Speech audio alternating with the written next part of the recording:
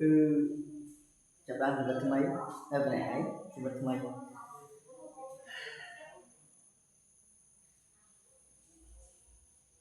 គឺតែគាត់ធំណាស់អីតែគាត់គឺធំ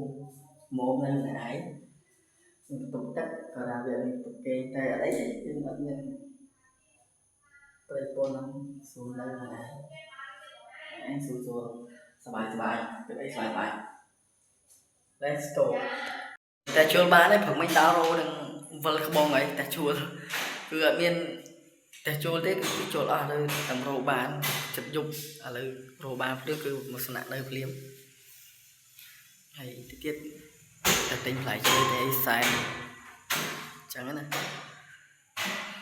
ក៏បានមកទិញអីវ៉ាន់ដែរឥឡូវដឹងបាននេះខ្លះទេមានដូចជាធន់ហើយនឹងឆ្នាំងអីតូអីដាក់ទឹកសម្បូរបកកៅយើងហ្នឹងជីវិតរស់នៅម្នាក់ឯងពីនេះគឺឆ្លៃតាមទិញប៉ុណ្ណឹងហើយដោយទូរស័ព្ទដោយធម្មតាយើងនេះស្គានបាយគឺធំដែរម្នាក់ឯងធូរសบายគិតច្រើនទុកទឹកម្នាក់ឯងមកចឹងមានប៉ុណ្ណឹងទេក៏បានខ្ញុំចង់ឲ្យយកកៅ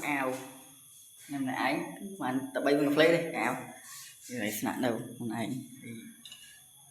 ប៉ុណ្ណាហើយបងប្អូនណាក៏ចង់មកលេងមកបានតែប្រុសទេកុំយកស្រីមកស្រីមកយ៉ាប់ចង់ពុនគេព្រោះណា